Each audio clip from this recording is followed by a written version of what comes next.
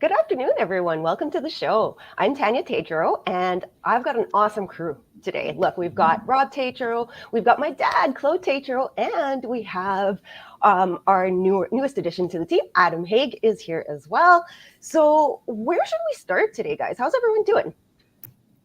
It's busy. This is the busiest box I've ever seen. Adam, good to have you. I know Adam is busy today and he's got another call, but I wanted everyone to meet Adam. Adam got hired in the last 6 months or so, and his role really is that of a chief investment officer like role. So another pair of eyes. Adam has a CFA, chief, no, chief Chartered. certified financial, what is it, chartered financial analyst. I Chartered. knew that. Yeah. And he's, which is the highest and toughest designation in my opinion. This is coming from a guy who's got an MBA, a law degree, and is about to get a PhD. The CFA is the toughest, I think, designation to get, and Adam has it. 15 years experience in the capital markets or investment world. He's now helping me, helping my dad, helping Tanya look at stocks, do the research, work with the alternative investment managers directly, work with the review some balance sheets from the fixed income mandates or the private debt offerings. Take a look at some of our modeling and rebalancing. Anyways, Adam, we're thrilled to have you. You're such a smart guy. I'm so happy you're on the team. Anyways, I wanted to introduce you to the team. What have you been up to, Adam? Well, thanks for the introduction, Rob. I really appreciate all the nice things you were saying about me, and I got some mean things I can say too if you want. So we can save those for another call. We can start off nice. But no, I'm really happy to have joined the team. It's been a great welcome so far for me and my family. My kids love it here too. My kids love that I'm going to the office and I'm not at home all the time, working from home. I've got a 7-year-old and a 10-year-old, 2 boys, both in hockey. So life is really busy. And there's a lot of stuff going on in the markets too. So you can never have too many eyes keeping track of what's going on in the markets and, helping the team improve. So just want to help things keep getting better here. It's such a huge add-on for us to have our own kind of CIO on the Tatro team. Like obviously we have a lot of CFAs at Canaccord. There's a whole bunch of them all across the country. We have the partnership with Morgan Stanley. We get their research as well. But to have our own like solely dedicated Adam, it's pretty exciting for me. I'm pumped. So I wanted to introduce you to the team. I know you have another call to jump off, and I know you're busy. So I'll let you go, Adam. But thank you. And maybe on another day we can get you, just me and you, and maybe Tanya or whatever. Maybe we'll get you on this, and we could talk a little bit more about markets and stocks with you. Absolutely. No, I'm looking forward to it. I was happy to get on here and introduce myself to everybody. But I'm happy to be here, and I'm looking forward to talking to everybody in the future. All right. Thanks Adam. Okay. Thanks, Adam. So it is busy season, right? Earnings, especially all the big tech stuff is happening this week. A lot of the NASDAQ companies, you got your Meta, all the big companies this week. So that's keeping us busy, but of course tax season as well. So yeah, this is a super busy time for us. Looks like we may have lost Claude there. No, he's back. There we go. So maybe we can start there, or should we start with kind of the other stuff that we've got going on? I just ran the Boston Marathon. Are we not going to talk about that? No, I'm kidding. Well, we should at least, if we don't talk about Boston, we should at least talk about New Brunswick, though. Just a quick little shout out. People are sick and tired of hearing me talk about running, and I know that. So, it was fun. Claude came with me, and my brother and I ran the Boston Marathon last week, so that was pretty fun, and got some cool stuff coming up. How about you, Tanya? Are you still jogging? Not as much these days. I don't know. I've got some kind of cold or something, but I love this time of year because this is. Like we were just out there with Claude planting trees. This is like gardening season for us. So I just love this time of year. This is kind of what we're up to, is kind of just like getting out there, getting outside. I love it. Yeah, it was cool because on Monday, on Earth Day, we were in the office here and we all went outside and we cleaned up a portion of waterfront, like the office. We picked up garbage or our lunch hour. We sacrificed our lunch hour. We went out, we cleaned, and you were out in Marchand. Claude, your microphone, I think is Claude, that's you, right? On the mic. So just be careful of your microphone. Okay. And you guys went out to Marchand and planted a bunch of trees on Earth Day. So that's awesome. That's awesome. I say that counts. Maybe even better than picking up garbage. Yeah, for sure. So, Claude, how about you? What have you been up to? And so here's what we're going to get to today. We're going to get to chat about the budget, the capital gains exemption. We're going to get to earnings season, the start of earnings season.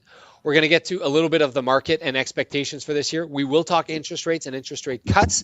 And of course, I want to hear, Tanya, Claude, we all want to hear your questions, your comments, whatever is burning in your mind and you really, really want to ask. This is your chance. This is your chance to ask Claude, myself, Tanya, any questions about anything market related, finance related, tax related. I don't know if we can answer everything, but we will answer what we can, and we will be as honest as we can with you, like we always are. So yeah, so just put that in the comments section, whether you're on YouTube, Facebook, any of the socials. I don't even know what they all are these days, but just drop a question there, and our producer Diego will make sure that we get it so that we can try to get to as many of the questions as we can today. And while you're there, maybe drop us a like or a follow while you're there.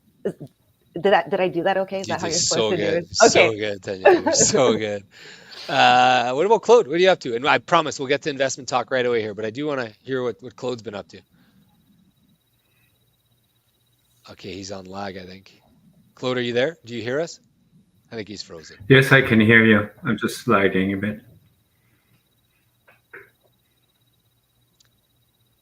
Okay, this might be a little problematic. Claude.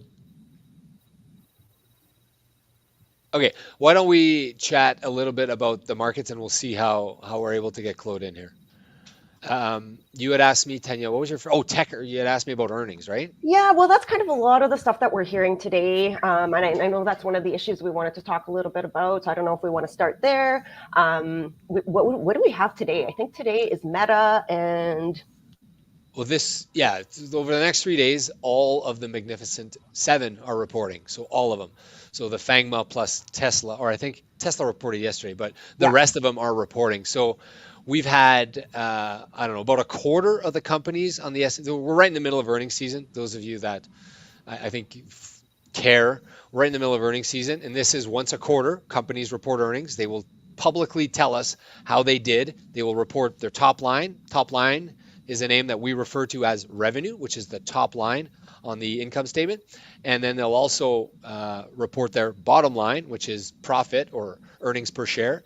And that's what, whenever you see kind of the report, if you look at kind of quickly on CNBC or BNN or wherever you're getting your news, you might see top line beat expectations, bottom line missed by 10 cents or something like that. So that would mean top line, there was more revenue than expected. Bottom line, earnings, so profit, did not meet the expectation. So something like that would mean that expenses were too high, right? Because they had enough sales, but they didn't have enough profit. So we track this kind of stuff. And then if it's companies we own, we dig deeper and we try to figure out what's going on. But so the earnings, Google and Microsoft report tomorrow, Meta's today. You're right, Tanya. What I've noticed is there's been a lot of earnings beat. Mm-hmm. So I think it's like 70-75%, which is historically higher than the number, which is usually about 2/3. So the market sets an expectation. Analysts, experts, guys like Adam and guys like, Kevin Vandermeer and people at our firm and people at other firms, they set expectations for what they think a company will report in terms of earnings, $4 a share. And then if the company beats that, they say that's a beat, and they put it in the beat category. Roughly 2/3 of companies typically beat expectations, which would mean that companies, I guess, or analysts are being maybe a little conservative in their forecasts. And or that's pessimistic. I don't know. Well, yeah, I guess pessimistic perhaps, but that's over the course of the history, right? And I don't know, Claude, when earnings expectations started. Did this exist when you were like a young kind of up and coming stockbroker? And would you get the tape? And I don't know how bad of a lag here is. No, absolutely not. This phenomena of beats is really, really recent. I don't know if it's the last 5 or 10 years, but anyways, less than 15 years since the advent of, everybody's got the internet and everybody's got the news, and there's a million TV stations reporting every day. So these beats are a recent phenomenon. And what it's done is it's increased the volatility, right? Because a bunch of guys say that this quarter they made 1 penny more than the expected quarter. Sometimes like Tesla disappointed yesterday, for example, and yet the stock was up 15% in one day. So it leads to to, in my opinion, unnecessary volatility in the short term. Yeah, I think I would agree with that. I don't know if I'd say unnecessary, because wouldn't you argue, would you agree, Claude, that any knowledge is good knowledge, and more information, the better, the more efficient the market's going to be? No, I do agree. There's just one other factor, though. In the very, very short term, it's with the algorithms and artificial intelligence now, everything is pre-programmed. And I guess if you've got the smartest computer, and there's 100 others that have the smartest computers, so if there's a word beat, the computers start buying, and it increases volatility. Or if it's a miss, then it goes down. I still think it might not be the best thing in the very, very short term, but more knowledge is, yes, better. Yeah, I think I'd agree with you. That's a well placed way to say. Here are the companies I'm sharing on the screen here. So today we had Boeing this morning, AT&T, and this is in order of market cap. So this afternoon, so on the left hand side, it's before the market open. On the right hand side, it's after market close. So Facebook, IBM, Ford, Chipotle, on and on. And then tomorrow after market close, we're going to get Microsoft, Alphabet, Intel, Snap, Roku, etc., and then Exxon, Chevron, the oil giants, are reporting on Friday. So this is probably the biggest week of the quarter for earnings expectation. Now, I saw something I've been reading up about the impact that earnings beat, and Claude, this is to your point. Stocks are reacting worse to normal than earnings announcements this quarter. So this quarter, if you get an earnings beat, stocks are up about 0.6%. Now, historically, they were up almost a full percent. But if you miss your earnings and your revenue this quarter, you're getting killed to the tune of about 5%. And this is the point you just made, right? So a company misses, and maybe it's the algorithm, maybe it's people kind of being a little bit anxious about this market, but there's been mass sell-offs for companies that have missed on the top and bottom line, and companies that miss one of the two, either the top line or the bottom line, are getting hammered about 3%. It's a chart I found on Yahoo Finance, and I thought it was telling, more than I for sure recall. And Claude, you'd agree, in your career, it didn't move that much because you'd read in the paper the next day. Or I'm exaggerating, but would you get tickers like in the 70s, 80s? Would you get how would earnings be announced? Sorry, help me out. Help the viewers out here. Okay, in the late 70s, there was a book called The Financial Post, Record of Earnings, which came out once a year. And it had all the earnings, the yearly earnings of the past year. And the book came out in February sometime. And then we'd see how much the companies had made in the previous year. That's how topical we were getting that. So you basically had a portfolio where you trusted management and companies that were in areas that we didn't have technology like today, like where stocks would go up 100% every couple of months. So it was the old type of industries, banks, manufacturing, that sort of thing, and it didn't change that much month to month. So, anyways, that's it's changed. Yeah, even when I started. So you said there was no earnings beat. It existed. I think it's more maybe 20, 25 years ago, but it's definitely changed a lot. Now every day you get a report on earnings beat. You get a report on how much, every single stock gets digested and dissected so much that you get the full movement of usually it's an emotional cycle, right? Sometimes you'll see a stock report earnings after hours. I'm sure, Claude, you see this all the time. You'll see a pop, right when they announce earnings because of the top line beat. But then they're like, oh, this was a one-off because we sold a piece of our company or something. And then you see it drop 10%, which is not, Claude would say it's not healthy for the market. But anyways, there's some questions here. We will get to these questions in a sec. But I wanted to bring up, and I promise I'll get to your questions here. Maybe I'll address this one real quick because the answer is a no. Can a parent sell her house to her son for $1 that there's no cap gains? No. It needs to be a deemed fair market value for a sale. I'll get that one out right away. And Claude, I want to share another slide with you. This one will take you back. And sorry, Tanya, I'm chatting with Claude here about the past, but I want to take him back to a time which was We missed it by about a month ago, but a month ago was March 9th, 2009, which was 15 years to the bottom, the absolute bottom of the global financial crisis, as they now call it. This is the chart from 15 years ago. If you just bought the S&P 500, you're up 928% since that day, which is crazy because you're picking a bottom. I prefer the chart where it starts from 2007 or 2000, like the high before 08. It still looks like a great chart, but I just thought I would show this to just put things in perspective. I don't know, Tanya, if you have a comment on this, or Claude, if you have a comment. Like, crazy when you see this chart, when you think about 15 years and how many panic situations we've gone through over the last 15 years, and yet 928% return. Yeah, and it's interesting how the more you zoom out on that chart, how different the perspective is. You know, like all these little, like, you can see that these little tiny little like dips here was, you know, it like emotionally just completely distraught for a lot of investors. Just this little tiny, you know, yeah. And I guarantee you, at every one of these dips, some people capitulated. Some people sold their stock. Every single one of these dips that you see on here, some people exited the market and never came back, or some people exited and came back later, because that is the definition of a market cycle, right? Claude, I don't know if you're back.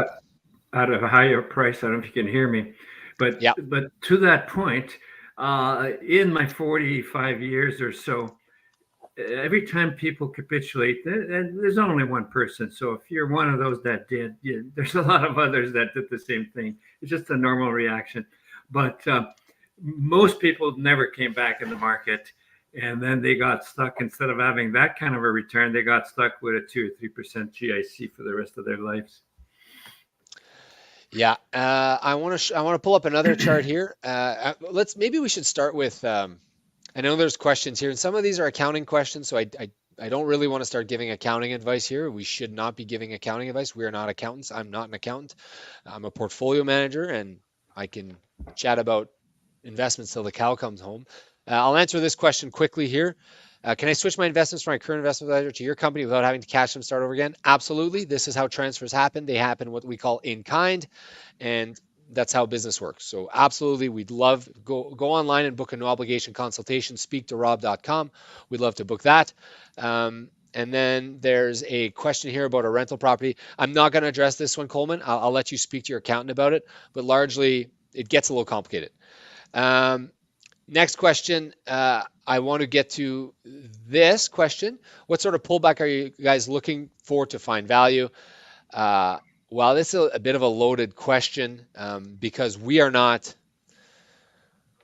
go all cash or all, like, we believe, our belief in this firm is that we believe in being largely fully invested. We take advantage of market cycle inefficiencies when it's outside of 2 or 3 standard deviations to take advantage of serious, how would you say it? I love how you describe it sometimes, Claude. Serious, I think it's inefficiencies in the market. So when we see stuff like in March 2020, or we see stuff, we shift allocation, we do some asset allocation shifting, but we're never going to be the company that's going to go all in on NVIDIA or all out on Facebook because we read a quarterly report or because we think there's value. It's not what we do. So I don't know if I answered that question. Tanya, do you think I answered that question? I'd say so.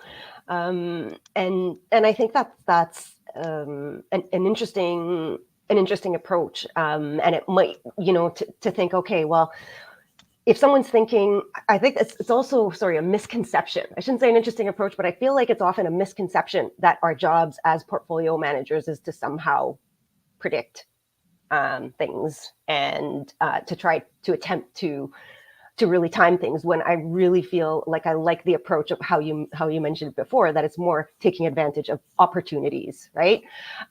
So it's interesting, the language used in these types of questions or approaches. And they're very good questions. I'm not chirping the question. Yeah.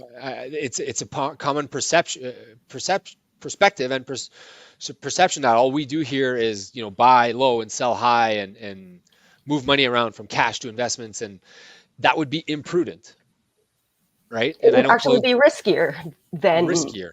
Mm-hmm. Yeah. We believe in asset allocating, right? We believe that you need to have a portion of your wealth, depending on your risk tolerance, depending on your liquidity needs, depending on your cash flow, depending on your corporate structure, depending on how old you are, depending on all of these factors, a whole bunch of them. We believe you should own X percentage of stocks, X percentage of fixed income or guaranteed investments, X percentage of alternative assets. And that is different for every single person we meet. I call it the sweet spot. You got to find your sweet spot where you are happy with the returns and also can stomach, the potential volatility, essentially, right? Where you're not losing sleep at night and you're still getting, the types of returns that you'd like to get. Yeah. I do want to share this chart real quick because I want to talk about the fact that purchasing power. So we're going to talk about inflation and interest rates real quick before we go on to other things, because it's on everyone's mind here. This is the purchasing power, the erosion of a purchasing power of a US dollar. It could have been the same chart for a Canadian dollar, but over the last, 30 years, give or take, you've lost 50%, over 50% of your purchasing power just due to inflation, right? So the dollar of goods that you're able to buy today, next year only buys you 98 cents of goods, right? So over the course of, this is one quick chart that I like to show people why you need to be invested. Because if you're sitting on your dollars and you're under your mattress or your bank account, you lost 50% purchasing power, plus you didn't get the returns of the S&P 500 or any investment. And I use the S&P 500. It's probably a bad barometer, but so what is happening with interest rates and inflation? I don't know. I can get into it, but I feel like I'm talking a lot. Tanya, you'll tell me to shut up, or how does this work? I will if I think that you're going too far. Okay. No, I think the viewers do want to chat a little bit about this because this is really, what the news is all about these days. Really we're hearing about 2-3 things. It's, earnings, how the markets are doing, but the other really big factor is purchasing power and interest rates, right? So we'll address it and then we'll move on to other things because I know people want to hear what our thoughts are on interest rates. So, and Claude, I'll show this one here real quick, and I like it because it's a chart that shows what the Fed did, and it puts things into perspective. People think we're never gonna. What? Why is that not showing up? Did I just remove it? Anyways, people think that we're never gonna get. There we go. We're never going to get past this inflation. So this is the inflation here. So the top part is the inflation. So we waited a year. The U.S. Fed waited a year before they started cutting rates, or sorry, I should say increasing rates. And now people are getting antsy. They can't wait. Come on, cut the rates already. Claude, they're saying they're going to cut the rates 3 times this year. Jerome Powell said that at the last meeting. Do you believe that's still possible? Yeah, I really don't know, but I mean the key is that line on the top there that's going down. So eventually, with that line going down, the line at the bottom has to go down. Now, whether it's this year, I'm not too concerned if it's September, October, November. It's going to come down, and so I try not to get into the guessing, but I think it's possible. I have no strong opinions whether it'll be 1, 2, or 3 cuts this year. Yeah, I like that. It's kind of like you're not losing sleep over this. Yeah. But I know that some people are because they have mortgages that are renewing and they have, debt that needs to be paid off and cash flow is starting to get crunchy. So I think what we're seeing now, we've seen enough of high interest rates. We've now had 2 full years of pretty high interest rates. I think Canadians have adjusted, and I think.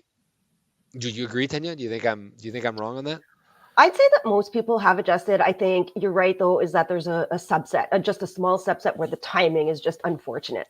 Mortgages coming up, or big purchasing decisions that people have to make, and it's a little tougher, for people in that situation where they have to make decisions. Yeah. It's just unfortunate timing. The interest rates are below 3 now in the U.S. Canada, they're even better. Arguably, we're going to see a cut in Canada sooner than in the U.S., I would say. And with whether it's 2 or 3 this year, I don't know. But like Claude said, it is coming. And one of the things that upsets me, I shouldn't get upset about this, but it's that the way they measure inflation, one of the core measures of inflation is housing cost, right? So housing cost, how is housing cost defined? Well, housing cost is defined, if you're a renter, it's your rent. If you're an owner, it's your mortgage cost, right? Or your cost of interest plus blah, blah, blah. So, well, what has interest rates done to housing costs? It's like you can't win. You There's can't, a cycle it's the there. chicken and the egg, right? Yeah. Like, in order to get housing costs down, you need interest rates to be lower. So I feel like they're looking less and less at housing costs now, which I think is good, because you can't pay less in housing costs today than you did a year ago. It's not possible. It's Well, and impossible. that's why we're seeing, I think, much better breakdowns now of the inflation numbers. Like every time the new CPI numbers, it's like by category, and I think that's a better way to do it too. Yeah. I got a couple other charts that I wanted to get through. I know there's questions here, and maybe I'll go back to Eric's answer. Eric is asking, that's a fair answer. The reverse question should have been, if you feel the markets are overvalued right now. So overvalued, I think, I should probably leave that question up. Overvalued, I think, is a very relative term, because what are you relating it to? There's a whole bunch of different metrics. You could look at price to earnings. You could look at price to book. You could look at, what the dividend yield is on certain companies. Do we think it's overvalued? I think it might slightly be, so I wouldn't be terribly surprised if we see a little bit of a correction. But does that materially impact how we manage money at this point today? I'd say the answer is no, because we're not in a position where we're 2 or 3 standard deviations away from the norm, where we're going to start trimming, either equities or whatever. Claude, I don't know if you have a comment on that. Yeah, yeah. My comment is that it's really not a good question. It's a good question that you asked, but we don't trade the market, right? Like, the market is made up of a bunch of industries and companies, and some are overvalued for sure, and some are undervalued. And so if you're asking about the average is probably, like Rob said, you could make a case that it's overvalued or undervalued. But there are sectors that are undervalued all the time. And as portfolio managers, what we try to do is move money from maybe one sector to that there's better value, whether it's over. Way better I than think I said it. No, that's exactly what you were trying to say, is that He instead said of it saying, better. He hey, said we're it going better to than I trim did. all our stocks, we're going to Yeah. trim the ones that we think, the sectors that we think are overvalued. He's so wise, eh? Our dad. Yeah. Oh my God, he's so wise. And he Pretty even much. said it better, even in his second language. I know, he's so wise. Sorry, guys. No, we were just Sorry pumping your about that. tires. We were just pumping your tires offline, saying how. No, I was just going to say that that's why when I'm asked now in my old age, what is usually what part of the market? Are you talking about real estate? Are you talking about commodity stocks, manufacturing stocks? And that's the only way to really answer it. I like it. Tanya, I'm going to put up a question here. All right, this is from Carol. As a shareholder of a professional accounting corporation where we have funds for future retirement, the new budget is awful! ! Suggestions on how to minimize taxes should the budget pass. Only one exclamation point there after awful. Okay. So thanks for the question, Carol. I'll leave it up for a sec here. We don't want to be political here. I have no interest in being political. I do know that most of our clients are ultra high net worth or ultra high net worth, and this has impacted a lot of clients. So Diggs is trying to remove this, and I'm clicking it. There we go. So this has impacted a lot of clients. So first off, suggestions on how to minimize taxes should the budget now pass. So let's talk about what happened. The main thing that people are talking about right now is the capital gains inclusion rate.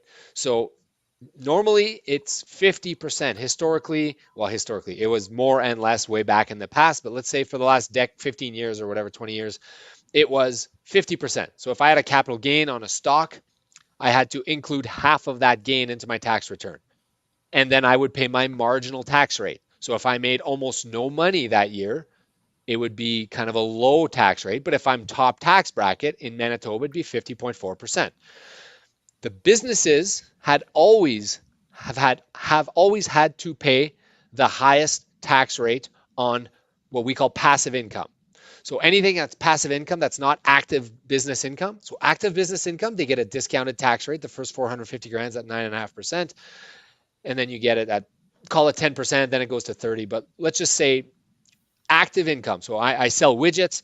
The profit that I make for selling my widgets, I pay 9.5%. But if I own a stock portfolio in my corporation and I make passive income, I need to pay top tax rate for any corporation. Okay, let's start with that. So now all these corporations have always been paying top tax bracket on any passive income. Now this new rule says that 2/3 of the capital gains need to be included in your income. 2/3 instead of 50%. If it's over 250,000. Yeah, and if it's over 250,000 and all of it on companies and trusts and whatever, which was kind of already the case. But let's talk about that, the quick math on that, because I think there's some confusion. So the quick math is if you have 100K of cap gains and you're above that 250K number, let's use that as an example. It used to be that 50K of that would be taxable at the highest tax rate. And now it's going to be 66% of it. So 66K will be taxable. And your marginal tax rate, remember, is 50%, round numbers. So the net impact for you is 8,000. The net impact for you is 8,000 on that 100,000. So again, don't take account. This is not accounting advice. I'm not pretending to be an accountant. I'm just kind of stating the math here. So for anyone who's got a corporation that has a lot of accumulated cap gains inside the corporation, this conversation has come up a lot with my clients, and I'll tell you the discussions we've been having. And Claude, you and I have talked a bit about this, but the one client was asking me the other day, it was like, listen, Rob, I got $500,000 of cap gains in my corporation. Should I crystallize that today and pay 50% tax on it? Or should I wait and just kind of crystallize it over a normal course of paying my taxes, maybe 100 grand next year, 100 grand the year after, 100 grand the year after? And we did the calculations. We did, call it back of the napkin math, but we incorporated in some financial planning. But your cost to do that for that client was today's net present value of today's dollars of $125,000, because he's going to pay roughly 25% tax on that 500K. So half of it gets included on his tax return, and of that he pays half. So 25% tax rate on that 500 grand is 125 grand. Am I losing? Is this, you guys following? So far, so good. Okay. And I know I lost some people. I'm sorry if I did, but this is a bit of a math lesson. So 125K is his cost today to take that, right? Now, if he doesn't take it, so if he does do that today, he is losing, using an 8% kind of return. He's losing, 8%. He's losing $10,000 per year. Follow me on that one, Tanya, Claude? Yeah, rather than crystallizing today and having to, Because he loses that 125. He's going to have to cut a check to the government for 125,000 just because of the actions he took, which is crystallizing his cap gains. So that now you can measure it as losing 125K, or it's an opportunity cost. He will lose $10,000 per year in perpetuity. Yeah. So if you're looking at the $10,000 per year in perpetuity, then you're comparing it to crystallizing, let's say 100K of cap gains per year in perpetuity. Perpetuity is a loose term, but let's say for the next 10 years. Well, that's the better comparison, because that's what he would do. Yeah. Yeah. So now he's paying 66% inclusion rate, 8% higher tax rate on 100 grand, right? So it's roughly an extra $8,000 per year in additional tax that he's going to pay. So for that client, and I know there's more calculations than this because there will be further growth on the portfolio, and there's also like you're limiting your ability to manage the portfolio by not crystallizing the gains. There's other factors, but I'm just trying to show you this is the math that how you should be thinking this through. So for that client, it was close to being indifferent as to whether or not he took it or whether or not he didn't. Claude, have you thought about this, and have you decided, like, I know you've got cap gains in your portfolio and your corporations. Are you making any drastic changes? Well, I wouldn't take a knee-jerk reaction, because this seems I've seen it go up and down many times in my last 45 years. Okay, so that you might get a government in 2 years that reverses this. So it's a political move to, like, why is it over 250? Why not make it over 100 or 500? Why make it 75% instead of 66%? So the thing is, it's political, and we may get a change in government that might say, no, doesn't encourage investment, doesn't provide for growth. We're going to reverse that. So I don't know, Rob. No, I think you stole point. my thunder. You stole my thunder. This was going to be the next part of my present. I was going to talk about why you shouldn't make knee-jerk reactions, and the one major reason why you shouldn't do this might change. This might not. I read yesterday an article. The doctors, the dentists, they're pushing the government to change, and you know, who knows what will happen. But imagine you make a significant decision based on a tax change that ends up not being a permanent tax change. How frustrated would you be to have paid all that tax up front when you could have just deferred it? So I think if you're looking to get out of a specific position and you needed a nudge, maybe you got a huge gain in an oil and gas position or a tech position, and you're thinking, man, I've been wanting to trim that position for a long time. This might be the nudge you need, right? Because on June, whatever it is, 20 something, I forget the date. The inclusion rate will change. So maybe that's what you need.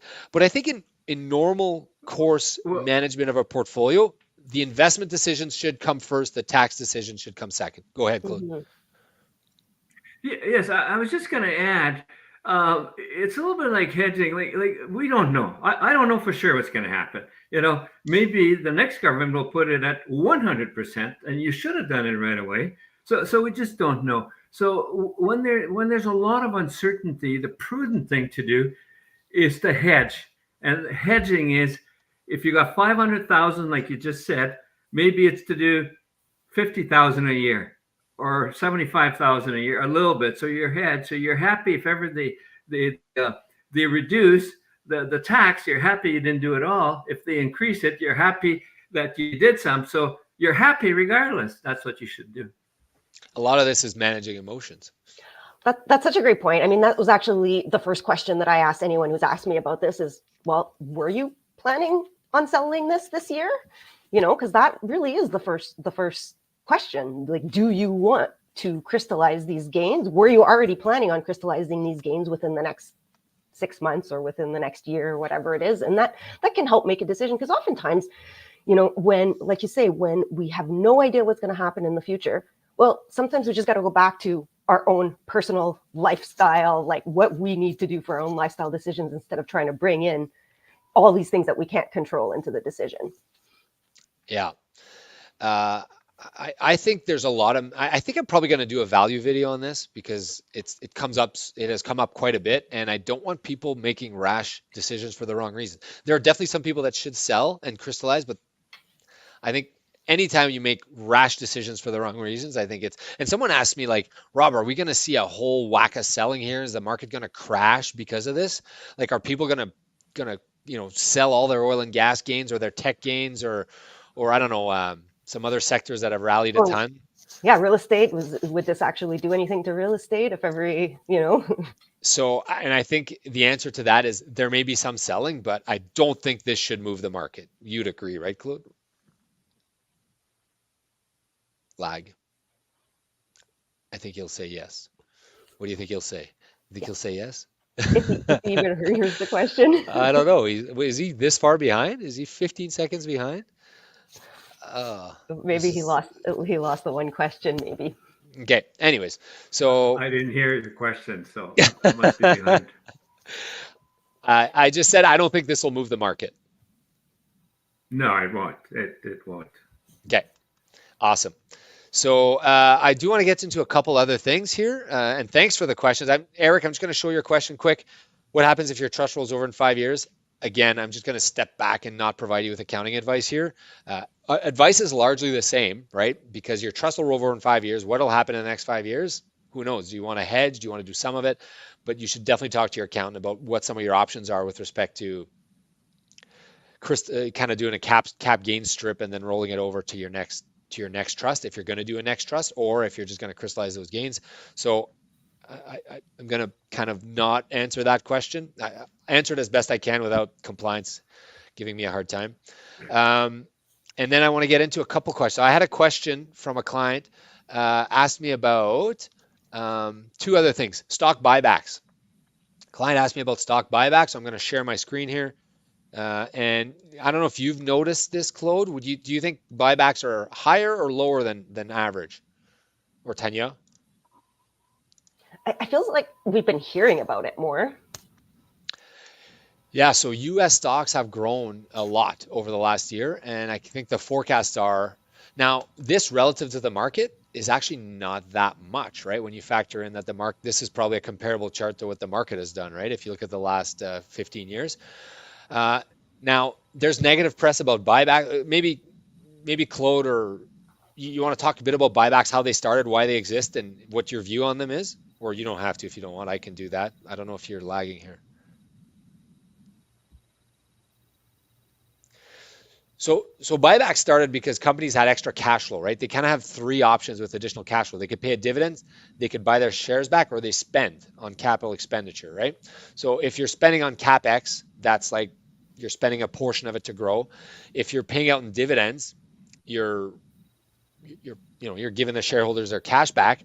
But if you're buying back companies, it's actually really comparable to paying out in dividends, except you're basically giving the dividend and you're forcing it'd be like giving the dividend and forcing everyone to buy the stock back, but you're doing it for the clients because you get less shares outstanding. So in theory, your profit, your bottom line profit, if there are less shares, will be a higher number, right? So like some companies have been hoarding cash over the last while, and they chose to finally put that cash to work with buybacks. Tanya, do you think this is a trend, this increasing buyback? Because Oh, it's so hard to say. I kind of feel like in this kind of situation and market, I'm not willing to say anything's a trend. Yeah, For sure. I think anyone who sees the shareholder, the management do it. Let's say you and I and Claude, we owned a plumbing company, and our plumbing company is publicly traded, and we're on the inside, right? I'm the CEO, or you're the CEO, Tanya. You're probably the CEO. I'm the CFO, and Claude is the COO because or maybe he's the chief marketing officer. Anyways, we see the day to day, and our shares are publicly traded, and we go out there and we start buying our shares of our company back. What kind of message would that send to our competitors and to our clients? And it would be like, oh my God, these guys believe in this company so much that they think their stock is cheap, right? They're buying it back. Yeah. So I think it does send that message. Mm-hmm. A little bit. Maybe that would be the marketer's message. That would be Claude's that'd job. Be Claude's message. I'm gonna lead into the next discussion here, which is dividends. And I'm hoping Claude can hear me because I was hoping he'd chime in on this. The mentality about dividends has changed a lot in my career, and I would imagine. What was your question? I'm about to ask it here. So I'm leading up to it. I wanted to make sure you were listening. So this is a chart here that shows 20-year differential between companies that pay a dividend and companies, or high dividend, and companies that pay no dividend. And historically, companies that pay a dividend, if you go back to, let's say, the 50s, they've dramatically outperformed companies that pay no dividend. So from 50 all the way up to 2015 or 18, companies that paid a dividend, high dividend, outperformed on a total return basis companies that paid no dividend. And Claude could probably comment as to why that is, but probably a whole bunch of them went bankrupt. A whole bunch of companies that didn't pay a dividend went bankrupt. I would imagine there's a bias here. I imagine there's a bias, the companies that didn't make it, right? If you pay a dividend, you're not going bankrupt, right? Most likely. Yeah, and generally there are different types of companies at different parts in their life cycle. Typically, no? Yeah, absolutely. Mature companies, yeah. But the reason I wanted to show this, and I don't know if, by the way, keep the questions coming. The reason I want to show this is because I don't want to say argue would be the wrong word, with clients, debate, have good conversations with clients. Sometimes a client will tell me, why don't you just buy me the highest yielding dividend stocks and I'm good? Like, let me just own that, right? And to which I'll say that's fine. Like, you're going to get a great, potentially a great dividend yield. But you and I know, and Claude, that let's go back to our plumbing company. Let's say we made $1 of profit per share, right? we can choose to give $1 of dividends to clients, to owners, I should say, or we can choose to take that dollar, buy more trucks and hire more staff and expand our marketing and grow the company, right? And hopefully increase the share value for those same Exactly. shareholders. Right. So if we give the dollar back to the shareholders, that we're basically saying we've grown enough, or we can't put this dollar to better use than you can. Right? Yeah. And I know that, terms. or at least we think you want this. Maybe you want this dividend because you're buying the stock for the dividend, like the bank companies, the insurance companies, the royalty companies, like they need to pay a dividend, right? Like they can't not pay a dividend because they're mature. It's expected.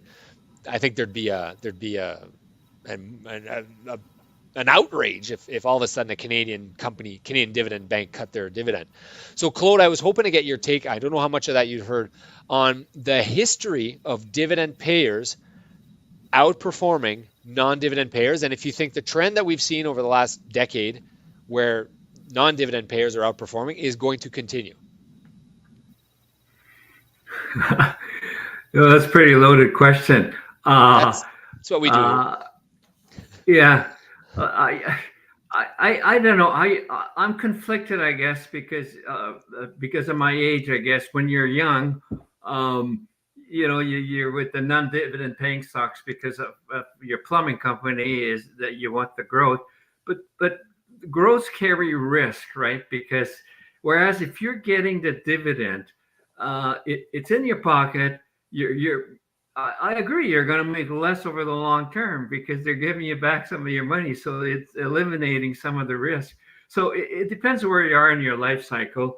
And but I'm not sure I heard all of your question. If your question is, should we be better off to buying the companies that pay no dividends or the dividends? There's no simple answer. It's a combination of both or where you are in your life cycle. Yeah, I love that answer. We got to hedge again, right? Yeah, we got to hedge. And I think if a manager ever tells you, a portfolio manager, a guy like me or a gal like Tanya, ever tells you we do nothing but one or nothing but the other, that's a problem. To me, that's a red flag, because why would you want to load up on one specific style, right? So in this case, so if imagine you didn't own any dividend payers over the last decade, you've not owned Google and all the high flyers, Nvidia, and all those companies that have propelled market returns, right?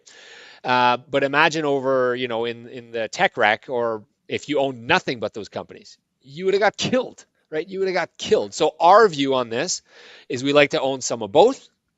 And based on where we're at in the market cycle, we might own more of one or more of the other, but we look at companies on an individual basis. And the fact that Google, for example, or some of these large mega techs pay little to no dividend, for us, doesn't want to make us own them less than, let's say, a Canadian bank, just because they pay no dividend. Like those mega techs, they could pay a dividend, right? Like they got hordes and hordes and hordes of cash. Whereby in the old days, Claude, you would agree, in the 80s, 90s, if a tech company didn't pay a dividend, you were probably worried, right? As a portfolio manager. Yeah, absolutely. Yeah. Unless it was, the Oracle of Omaha, who states clearly he's got all good companies that all pay dividends in his portfolio, but he tells his shareholders, I'll never pay you a dividend because I can do better than giving it to you. If you don't like that, don't invest with me. But I do agree with you, Rob. Okay. Interesting conversation, though, and something that comes up because we have to, the total return of the company, the shareholder return on equity, oftentimes is a better metric than the dividend yield. Because the dividend yield, like Claude, you and I could start a company tomorrow, take the $100 of equity that we've generated and pay a 10% dividend, right? We could just have the money sitting in the bank account, pay a 10% dividend, and at the end of 10 years, there'd be nothing left, but we would have paid a 10% dividend for 10 years, right? We would have basically given them their capital back.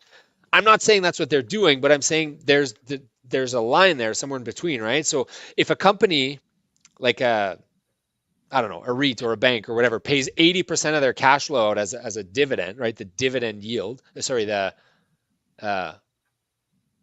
what term am I looking for here, Claude? dividend payout ratio. Sorry, the dividend payout ratio. The payout ratio.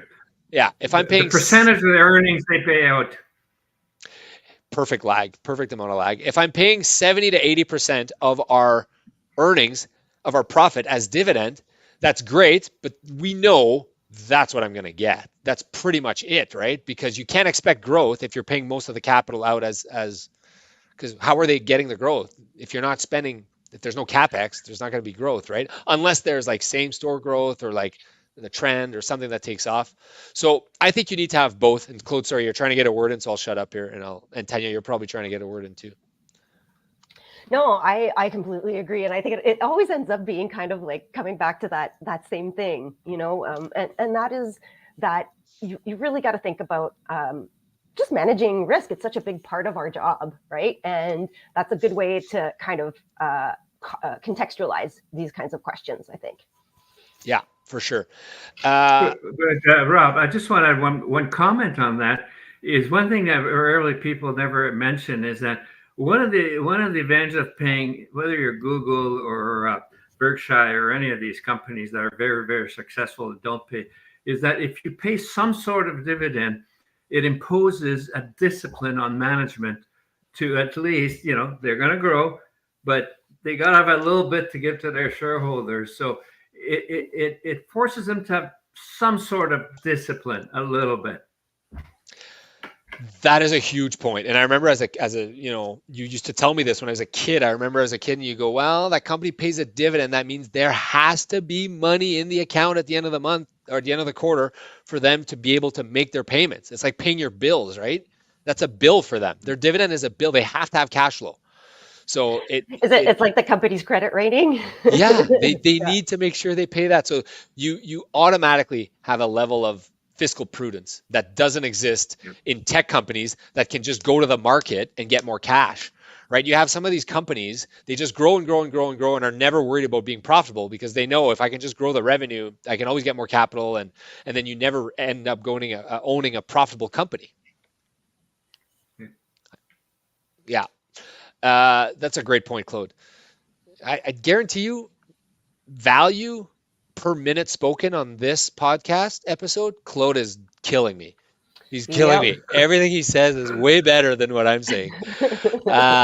Let's talk about a bit about perspective in the market, and then I want to get into a kind of a neat story. I want to talk about cocoa futures after, but I want to talk. Can we talk about chocolate? I love it. Yeah, we'll talk about chocolate. But first, I want to talk a little bit about forecast. People ask me all the time. People always want to know our forecast for the year and stuff. So I just want to show a couple charts, and we're just going to tell you basically, we don't know, but we will show you these couple charts. First off, people say, Rob, we've had two positive, like phenomenal quarters, Q1 and Q2. Q4 and Q1, Q4 of 2023 and Q4. And since 1945, this has happened 7 times. 7 times it's happened.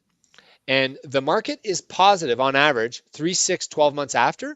And the argument here is that strength begets strength. Now, I'm not saying that'll happen, but I'm just saying if you care about historical patterns in the stock market, if you care, here's the last 10 times this has happened. And the average return 1 year out has been 12.27%. So just wanted to show that out there because it's easy to say. It's easy for us to say, oh my God, we just had 2 really good quarters.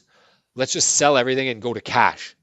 That's our gambler's fallacy right there. It is because what we know is that we don't know. So if we know that stocks outperform cash and fixed income historically, we want to own unless there's a reason not to be invested. In this case, I'm trying to tell anyone who's watching, this is not a reason not to be invested. Like having 2 consecutive positive quarters does not on its own signify a reason for you to go cash or for you to load up on conservative assets. Pause for comment. Okay. No, I agree. Again, Claude with just the keywords. And then I want to show you guys this one right here. This is a chart on seasonality, 1976 to 2023. Now this is already a few weeks old, so this has now come down quite a bit. We're kind of in here somewhere. But this is a election year seasonality. I wanted to show you guys, well, there's non-presidential year and there's presidential year. You will notice a dip, a crazy dip This is every year since 1976 and the presidential years in that late October period, right This before the always election. shocks me when I see this, like the amount of impact that this has. It's every time I see it, I kind of get like taken aback a little bit by it. And one point that's important to notice on this chart, because I know Claude will say, yeah, but 87, 2008, all these crashes happened in October. So this is a skewed chart, is what Claude is going to say. But this chart is a median chart. It's not an average, it's a median, right? It's the middle, right?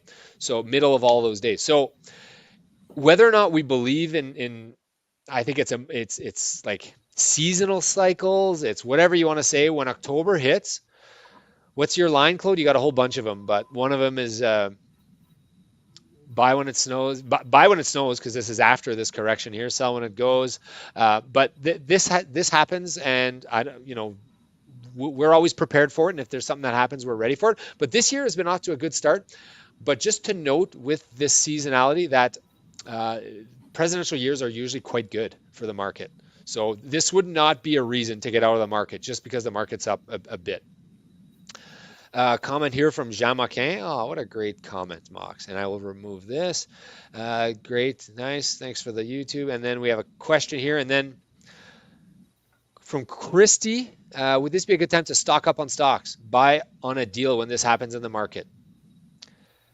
I don't know, Claude, you have a comment? I'll let you answer first here. Well, it's always a good time to buy stocks if you buy the right ones. Oh, what a great answer! See, like these are classics. We've got to make sure. Sorry, I was just joking. I think if you're investing for the long term, Christy, it doesn't really matter when you buy that. If you're topping up a position, so you already own $5,000 or $10,000 or $50,000, and you want to add another $5,000. I love buying on weakness. You'd probably say the same, Claude. Yes. Yeah, if you like a company, and there's a bit of weakness, if that was your question, add to it. And even if it's double the price that you originally paid, you bought a good stock, it keeps going up, buy more. You buy a bad stock, it keeps going down, don't average down, don't buy more. But if you got a good stock and it keeps going up, and every time it dips a bit, buy more. That is such a hard lesson to learn. And I know we don't want to get into emotional psychology, but maybe we should, because I know a lot of people who come to us, Tanya, right? They'll book an appointment, they'll go to www.speaktorob.com, and they'll show me their statements. And we'll see their statements. We're like, how come you own like all these shares of this penny stock in your average cost base? And what do they say? Well, I averaged down. I kept averaging down. And then what did you just say, Claude? Something like bad stocks. What was the line? Don't average down on bad stocks. Yeah. You should never average it down on, it's okay. If you got a good stock, the first time you buy it goes down a bit. Like some people only buy half the first time. Let's say they want to buy $1,000 of stock. They buy 500 the first day. And then, if it ever goes down, they'll buy the other 500. That's okay. But don't buy, 1,000 today, goes down 10%, another 1,000 goes down 10%, another 1,000. If it does that twice, sell the whole thing. Like you made a mistake, admit your mistake, and move on to, another battle, another good stock. It's hard to do, though. It is so hard really to do. For us, we remove emotion from the process. We have a plan in place, and we decide ahead of time what to do. So for that client that you're talking about that wanted to buy $1,000 of stocks, what I would do if it was me, I'd say, what's my plan? I'm buying 500 today, and then in 1 month or 2 months or 6 months or whatever, if it hasn't hit X, I'm buying. Because otherwise, what happens? You never end up owning your 1,000 shares. It's you true. never end 2 up years owning later, them. You're waiting. You still have the cash in there. And the stock tripled, and here you are sitting on, it's going to drop. And when it drops, I'm ready to buy. And it doesn't drop a lot of times, right? So if your conviction is to own a company, don't do the old, I'll wait and I'll figure it out and I'll see, because that doesn't work. If you're going to do it, have a plan in place. I'm buying half today and half in 2 months. If it doesn't hit 85% of my purchase price, otherwise I'm buying. Yeah, you need a deadline, you need a plan, a very exact plan that does not require you to make emotional decisions along the way. Yep. Well said. Well said. Well, I learned from the best, Claude, which is you. So I want to show you guys a chart real quick. Okay, present. I can do this. I'm able to do this. You can. What I'm going to pull up here is a chart on chocolate, cocoa. So if we look at this chart right here, and I'm bringing this up for a reason. I want to talk a little bit about what happens in the market sometimes that we don't see, and how emotion drives the market. So this is a chart. If we look at a 6-month chart of cocoa, it's not that bad, right? If we go 1 month, oh, it looks like it's going up quite a bit. Oh, it's a 1-month chart. It's up. But if you go 50 years, look at this chart. Look at this chart here. It's straight up, straight up. And there was a spike in the 70s. Claude, you probably remember 10, right around. Oh, I shouldn't say anything about the year you were born. I shouldn't say that. But it did hit 5,000 back in the 70s. But cocoa, I should say, has been hovering around $2,000 a ton for the last 40 years, really. And then all of a sudden last year, in right around this time a year ago, it started going. Today it's trading at $11,391 per ton, which is 5 times what it was a year and a bit ago. And those of you that have been following this story, it's not a make or break your portfolio type story. I just want to use it as an anecdote to what can happen. So basically what happened is there was, most of the cocoa production comes from Western African countries, and they had storms and flooding and other issues and geopolitical issues, and half the production basically went out of line. And what happened is we still want to eat our chocolate. I know how much chocolate my kids eat, and we eat, and everyone eats, and there's still a demand for chocolate. But when you get such a quick imbalance, and Claude, I'm going to ask you if you remember this happening in other commodities, because I know you traded commodities at some point. Probably some people have seen the movie Trading Places with Eddie Murphy, and who else is in that movie? Dan Aykroyd. Yeah. And like Eddie Murphy, they bring a bum off the street, and then they make him. It's kind of not a great portrayal of what we do as our career. It's not what we do. But at the end of the movie, there's this thing where they're trying to trade commodities, and they put a short squeeze on oranges. And Eddie Murphy orchestrates the whole thing, and he makes the two guys go bankrupt. And this is partly what's happened in here, because people need their cocoa, right? Cadbury and Nestle and whatever, and they weren't hedged out properly. And what happens when you get a significant imbalance in supply over a very short period of time, and you have a futures market that is heavily traded, you get this kind of crazy wackiness with a commodity. Now, Claude, I'm going to ask you if you recall seeing stuff like this in other commodities. Yes, I've seen it all the time. Yeah, it's a common story, right? This happens all the time, right? It used to happen to orange juice all the time. It used to happen to sugar. It used to happen to cocoa. It used to happen to, they have different cycles. There's the drought, there's this, there's that. And there's pork short bellies, squeezes, and then coffee, they go through the roof, and then they come back all the time. Yeah. So we're not commodity traders. Because if it's, go ahead, Claude. Right. I was just going to say, if it's a commodity, you will get spikes like that. That's why it's high risk to trade in stocks or commodities, because you get these unexplained spikes that when they're least expected, but they always come back to normal at some point. Yeah. Yeah. Which is usually like basically external factors here that are at play that just wreak havoc on supply, usually, right? It starts like that. It always starts like that, right? Yeah. Right. So somebody's going to figure out how to grow cocoa at that price. Somebody somewhere in the world will figure it out and produce more cocoa, and the price will come down. Supply and demand. And I don't know how long it'll last. I mean, yeah. No, go, Claude. No, I was just going to say, unless you've got something like, like that is so unique in the world that the entry barriers are so high that nobody can replicate it. But most commodities, you can replicate it, or you can do things. If the price stays too high for a long time, somebody will figure it out and produce it somehow. Yeah, someone will be able to now afford to put the money into research, whatever you need to do to grow more cocoa beans.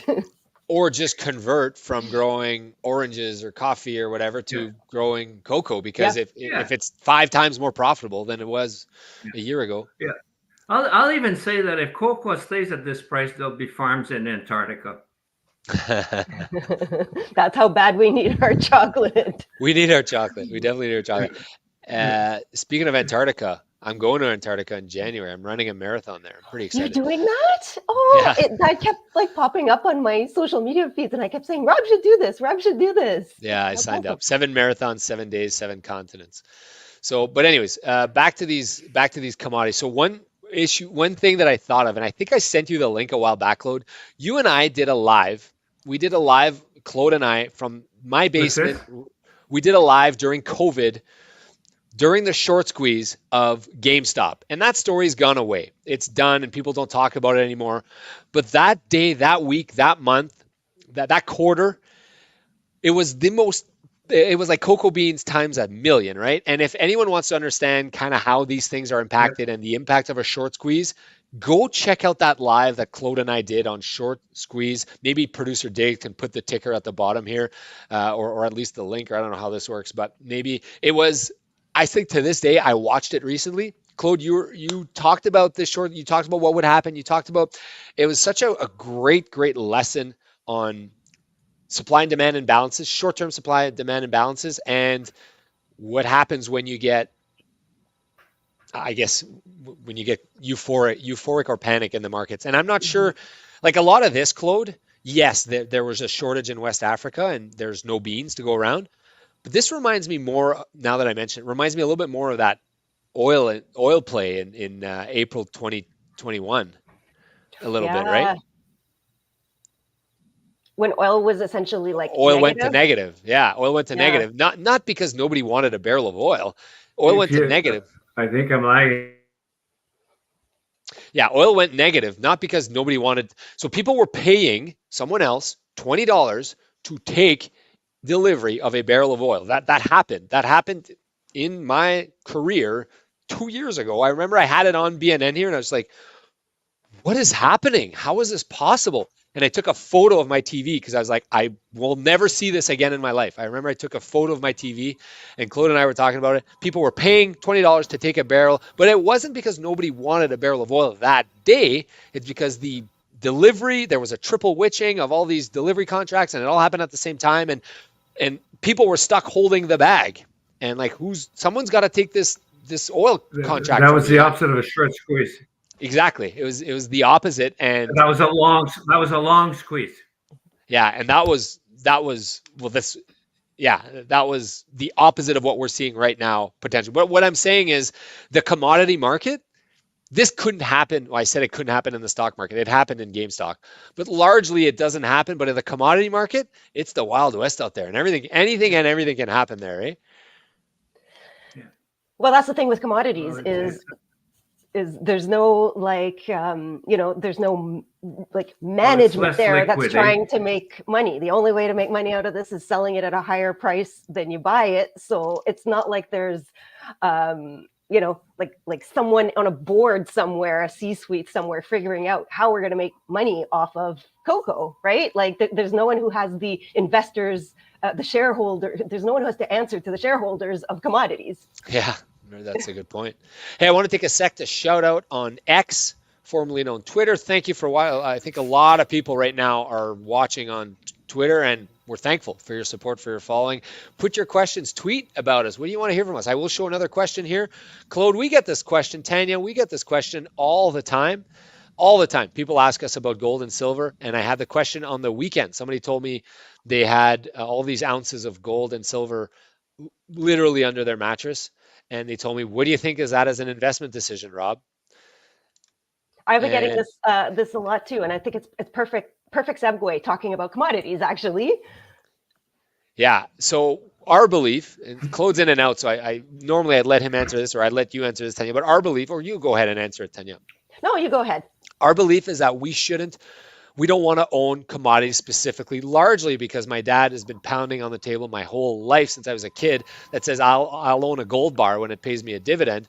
But we understand that owning gold as a commodity is a diversifier. We get it. We know that it can help to reduce. Markowitz won a Nobel Prize on this. I get it. We choose not to do it largely because you haven't made money in the last forever if you've just owned the commodity straight up. Plus, how do you store it? How do you own it? It's just not doable. You could buy an ETF, a bullion ETF, but it's not our belief. We would rather, if It's we believe, volatile, it's not very liquid. It really hasn't done that well, except for recently, I guess. Yeah, I remember Claude I remember last time gold hit 2,000.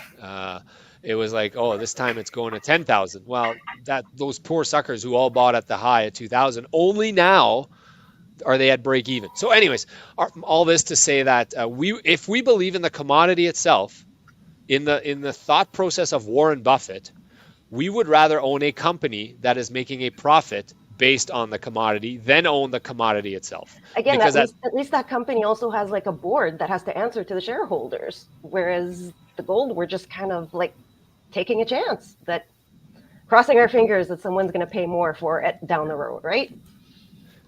I know I probably sound like pessimistic right now, but maybe this is lessons. If you're an investor, you must own the company that produces the commodity. But if you're a speculator, then fine, you can buy the actual physical gold in that. But that you're speculating there. So make sure you know what you're doing. That's such a good point. I think. Have you? Go ahead, Tanya. I was just gonna say, like, that's exactly the definition of speculating, right? Is essentially owning something that we don't know what's going to happen to it, but we're taking a chance that the value is going to go up, right? That's pretty much the definition. Well, it doesn't pay return. You're only going to make money in a commodity if you can find somebody to buy it at a higher price than you. Whereas a stock, whether somebody buys it from you at a higher or lower, you're still going to get your income all the time. There's income and there's some value to it. Yeah. You used to call it, Claude, to me the greater fool theory. Like when I was younger, you used to refer to it all the time as that. Like I'd go and I'd buy a hockey card or something as an investment as a young kid, and you'd go, that's great, but how are you going to earn money from this hockey card that you bought? This Wayne Gretzky rookie card, Rob, it's not worth anything. You shouldn't do anything. No, I'm kidding. But it's kind of how I learned that the only way you're making money by buying this Bitcoin, this ounce of gold, this barrel of oil, this hockey card, this piece of art, is if someone at a future date pays you more for it than today. And that is speculating, which is not like Claude is not saying, and I don't think I'm saying that you should never speculate. Some people can speculate. Some people have the liquidity, the appetite for risk, the whatever to speculate. It's their gambling. It's their 10% of their portfolio or whatever it may be. And that's not the worst thing ever. I'm saying it's not investing. No, and I think that investors need to be aware. They need to have the information making decisions about this. They need to know the difference between speculating and investing. Yeah. I personally think it's very important that someone knows the difference between the two if they're going to be putting their money up. Nobody ever talks about this, right? They lump it all in the same category. They say, your portfolio, your investments, and they throw in Bitcoin with what are they called? NDFs? No, what are the what are they called? The tokens. Yeah, sorry. Whatever they're called, and they'll NFTs. Sorry, I have the same disease my dad has. I mix up letters. So like that's not the same thing. We are stewards of our clients' wealth, right? So like our job is to protect their capital, figure out their risk, make sure that we're building portfolios, and make sure that we're doing it, in terms of what they should have and what they own. And I know if Claude were here, Claude was president of IROC Manitoba. He was on the National Council. He's a big believer of being stewards of wealth, right? Like he believes that there are too many cowboys in the industry that are cowboys, cowgirls that are not being fiduciaries, that are not being advocates and stewards of their wealth, and instead do stuff like this. Well, you know what? I think NFTs are going to go up. Why don't I put 10% NFTs in my client's account? Well, that's not being a steward of wealth, right? If you're on Twitter right now and you're watching, just want to thank you. Don't forget to like and subscribe. We're Rob, Tanya, this is my dad, Claude. I'm Rob, founder and owner of the Tatro Wealth Advisory Group. My sister, Claude, she's a partner here, and this is my dad, who's been on the team for a while, a long time, and has, can I say 50 years experience, Claude, in the market? Is that close? I think I'm 50 years experience in the market. He's got 50-year-old. I didn't catch your question. He's got 50-year-old internet there in Marchand. It doesn't appear to be. Yeah. Go ahead. No. 50 years in November. 50 years in November. Okay. So 50 years experience that Tanya and I have gleaned the knowledge from. So definitely more than 10,000 hours for sure. More than 10,000 hours. And we manage wealth. So we manage wealth, high net worth individuals, Canadians, individuals that need advice. If you are one of those, you're watching right now, you go to www.speaktorob.com, book yourself a no obligation consultation to chat with us about anything that's on your mind, whether it's, should I be speculating investing? How many dividends should I have in my portfolio? How many income stocks should I have? What should be my asset mix? Am I focused too much on tax? Do I need more advice on corporate structure? Is my estate plan good? All of this is the stuff we do. Largely, we do the investment management. We do the investment planning. We do the wealth and estate planning, which is your life planning, which is retirement, cash flow, estate plan analysis. I don't know what I did there. Oh, I just showed something. Perfect. NFTs. So that's what we do here, and we love doing these lives.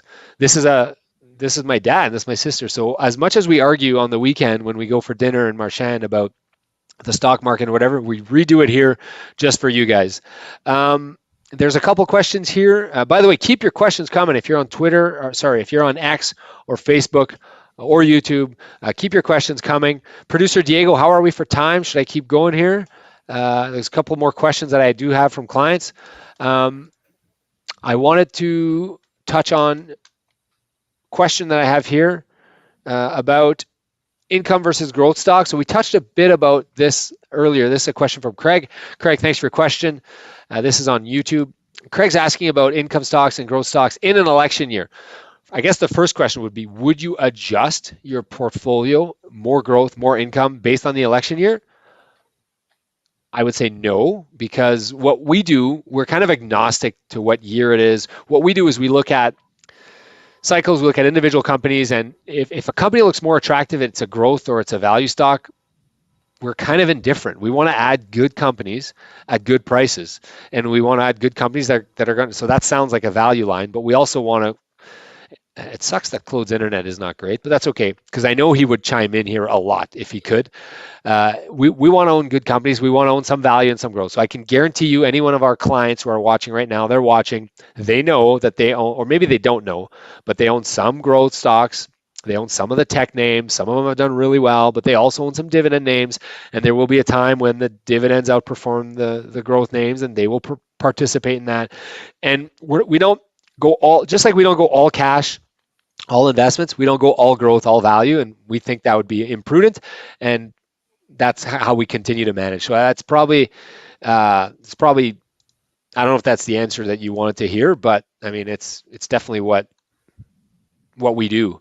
Sometimes it's not sexy. The trends show that, there's certain patterns that happen during elections. We still don't know what the outcomes will be. So, any kind of like big sweeping allocation change can potentially add risk even in that kind of situation. So yeah, so that's kind of our take on that whole situation. We may make some, small adjustments, one-off decisions based on certain companies that we have in there, but, very careful about big sweeping changes based on any type of projection where we don't have real data. Claude, comments on that? I know you probably missed most of that, but definitely want to thank all the viewers on Twitter, Facebook. Yeah, I missed much of it. Yeah. That's okay. That's okay. If we don't have any more, we'd love to hear more of your questions. We enjoy doing this. It's a way for us to reach out to everyone who cares about the market, our clients, anyone who's interested in maybe dealing with us. If you are one of those, go to speaktorob.com to book your no obligation consultation. Otherwise, we will wrap it up here. We're running out of time here, and we will definitely do this again. So I want to thank you guys all for watching. Don't forget to subscribe, right? And Tanya, I'll hand it off to you. Thanks so much, everyone. I had such a great time today. It was a great session. Claude, thanks so much for joining us. And yeah, really appreciate you all, everyone who logged in today. We'll see you next time.